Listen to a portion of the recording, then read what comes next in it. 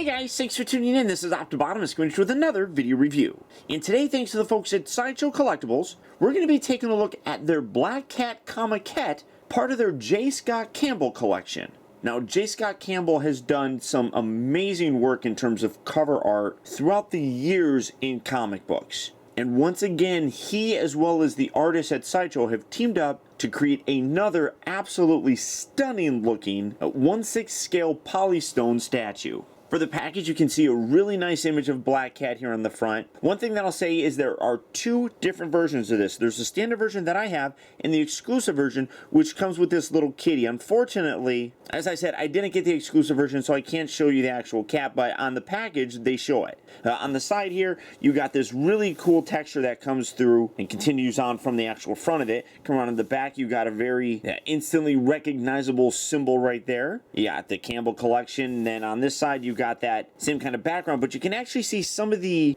line art that was used to actually create this. Pretty nice if you ask me. On the bottom here, you have the various contact information. These are limited, and you can see that I have 1215 out of 3500. And then on the top of it, you got the Campbell logo as well. Unfortunately, my package is a little bit dinged up, but that's not that big of a deal. The statue on the inside is still perfectly fine. So for the packaging on this, that's about it for it. So without further ado, let's get this out here and see how cool it actually is. Alright guys, so here we have the Black Cat Comiquette open up and out of its packaging.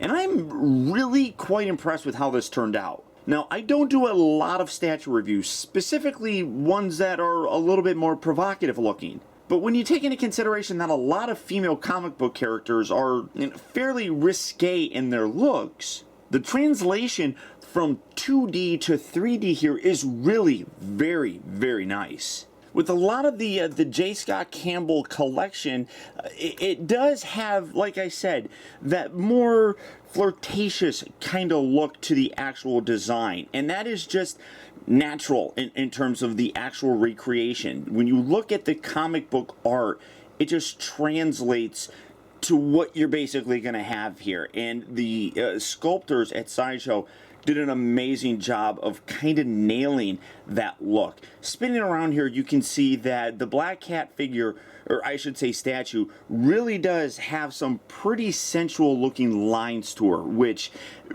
again is really nicely recreated by that actual drawing, or drawings I should say, that J. Scott Campbell had done for Sideshow. Really very, very nice in terms of the recreation. Starting off first, when you take a look down here, I'm just going to let this kind of slowly go by.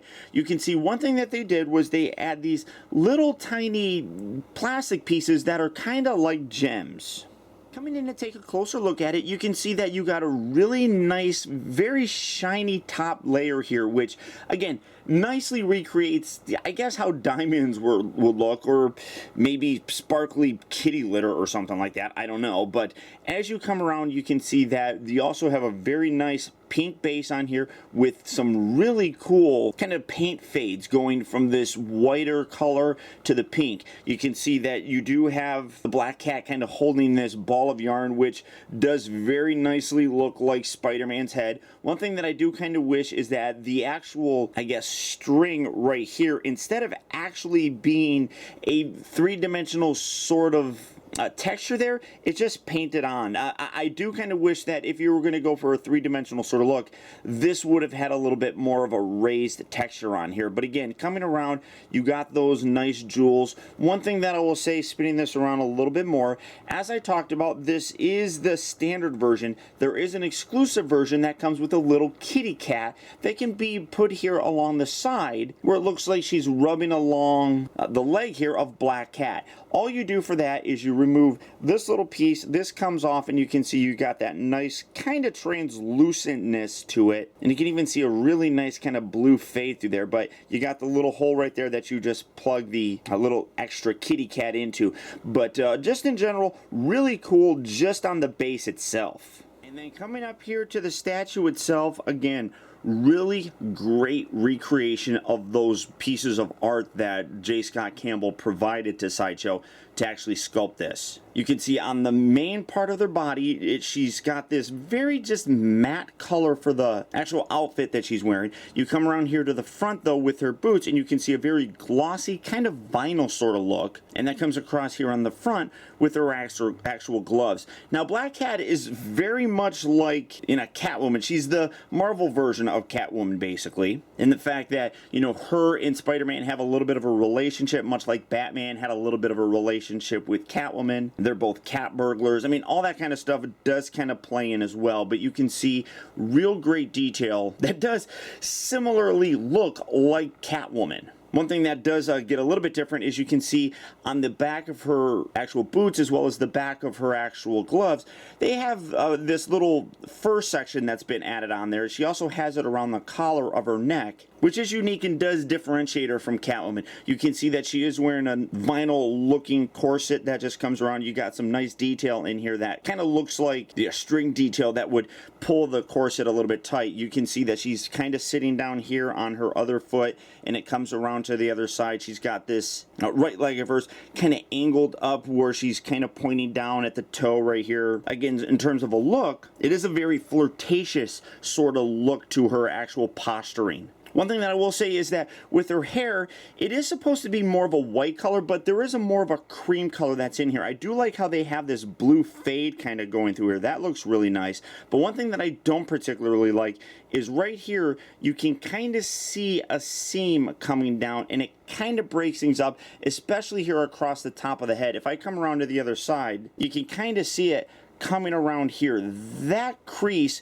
doesn't look all that good, I don't particularly think. It's definitely not bad, but it really does show up. You got some really great detail in the skin coloring here. Again, coming around to the back, you can definitely see more of a cream color here in her hair. It's not bad, but I am more used to seeing her with just a very striking white hair color. Coming around towards the front of the figure, again, you can see a really very seductive kind of come hither sort of look to the sculpting on her face. Really very nice. You got a very cool glossy paint that's very similar to the vinyl look for her actual mask though, and then coming around to the eye detail and stuff on there. I mean, that looks great. I mean, the lipstick that they put on there, very nice. You come around here, again, you got great color in her skin tone. You can see that she does have a little collar on her neck. One thing that I like is that as you come around here, you can see that there is a separation between her body and her hair. That's a nice little detail that's on there as well. And then coming around again, those blue highlights throughout her hair just look really very sharp. And that's the same kind of coloring that's on the little fur that's on the back of her boots and gloves. You come around to the front, and again, you can't really help but notice, as with a lot of comic book female characters, she does have a very voluptuous body type. How she would be able to jump around and things like that, I have no idea. But really, one thing that, and I'm not going to focus too much on it, but they do have a really nice paint variation in there. You can see some nice skin texturing through her actual chest. All in all though, I mean, it's really quite stunning how this piece turned out. They've done multiple comiquettes that are based off of J. Scott Campbell's work, this being the newest one, some of the other ones being a couple different Spider-Mans. You have Gwen Stacy and of course Mary Jane. And then looking at all those other ones, I really do think that Black Cat here probably is the best looking of all the ones that they've done to date.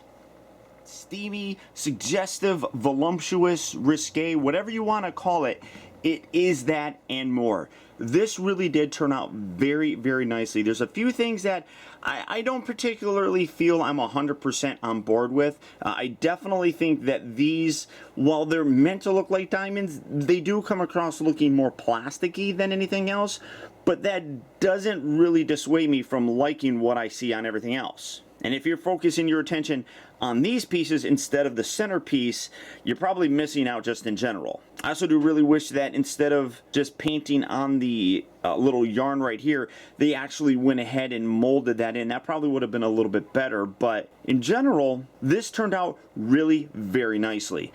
If you're collecting these, like I said, this is a 6 scale sort of figure, so if you have a lot of 6 scale figures, this probably would look really nice with a lot of them. You know, just kind of sitting there displayed with the rest of your figures. I mean, I know a lot of collectors like posing their stuff, but I think that this is a pose that is really very cool looking and definitely has a very sensual look to it. So if you're collecting these or any of the other figures that are part of the J. Scott Campbell collection, you can pick them up right now at Sideshow Collectibles. All you have to do is click on the link down in the video description. You'll go to Sideshow where you can check out availability on this as well as the rest of their 1/6 scale, the Polystone statues. But beyond that, guys, that's about it. So once again, I want to thank you for tuning in. This has been Optibotimus.